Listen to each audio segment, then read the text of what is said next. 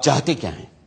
सिर्फ मैं ही नहीं, सरदार पटेल भी यही चाहते हैं कि हो सके तो संविधान में आरक्षण की बात ही हटा दी जाए। मेरे रहते संविधान से आरक्षण नहीं हटने वाला, चाहे आप कितना भी जोर लगा लें मुंशी जी। पर कोई रास्ता तो हो सकता है ना? हां, एक रास्ता है। मैं ही हट जाता हूं संविधान की ड्राफ्टिंग कमेटी से। अरे फिर आप लोग जैसा चाहें वैसा संविधान बना लीजिएगा।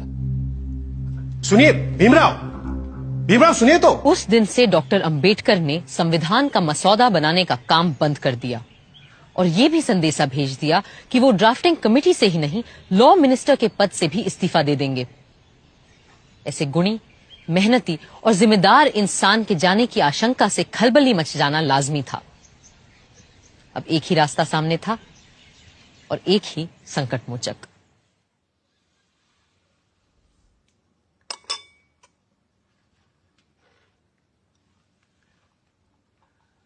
मुंशी जी की बातों से आप नाराज हो गए भीमराव? लेकिन वो तो आपकी बात लेकर आए थे मेरे पास, इसीलिए मैंने कहा कि मैं ही ड्राफ्टिंग कमेटी से हट जाता हूं। आप तो जानते हैं, कांग्रेस क्या पूरे भारत में दूसरा और कोई है ही नहीं जो हमारे संविधान को आकार दे सके। खुद बापू भी यही कहा करते थे। लेकिन आप उनकी बात मानते कहां हैं पटेल जी? गांधी जी पिछड़ों को रिजर्वेशन देने की मेरी तजवीज से सहमत थे। पंडित नेहरू ने तो खुद पंडित होते हुए भी यह कहा कि सदियों से हिंदुओं ने निरीह अछूतों और आदिम जातियों को बेबसी, दरिद्रता और अशिक्षा में रखा। फिर अगर हमें उन्हें सबके साथ बराबर लाना है तो हमें उन्हें स्पेशल ट्रीटमेंट देना ही होगा। आपकी बात सही है, पर आप तो जानते हैं कि बड़े पदों पर हम मेरिट के आधार पर ही लोगों को ले पाएंगे। तो फिर क्लर्कों की नौकरी के लिए इतना बड़ा जोखिम उठाना? जोखिम? मुझे तो इसमें कोई खतरा नजर नहीं आता। खतरा यह है कि अगर हमने एक विशेष वर्ग को आरक्षण दे दिया तो बाकी के लोग भी आरक्षण की मांग करेंगे और भारत भर में जातिवाद का ये जहर फैलता जाएगा। जहर तो हमने पिया है सदियों से और फिर भी हम जिंदा हैं।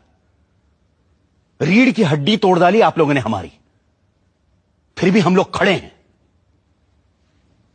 अरे एक बार हमें अपने बराबर आने का मौका तो दीजिए पटेल जी, फिर देखिए कैसे हम आगे निकल जाते हैं। और यह काम बिना आरक्षण के नहीं होगा। अगर फिर भी मेरी बातें आपको जहरीली लग रही हैं तो मैंने अपना इस्तीफा तैयार रखा है, आप खुद लेते जाइएगा। मैं बड़ा जिद्दी आदमी हूं अंबेडकर जी, लेकिन मूर्ख नहीं हूं, किसान हूं। देखकर ही बता सकता हूं कि कौन सा बीज कल मुझे अच्छी फसल देगा।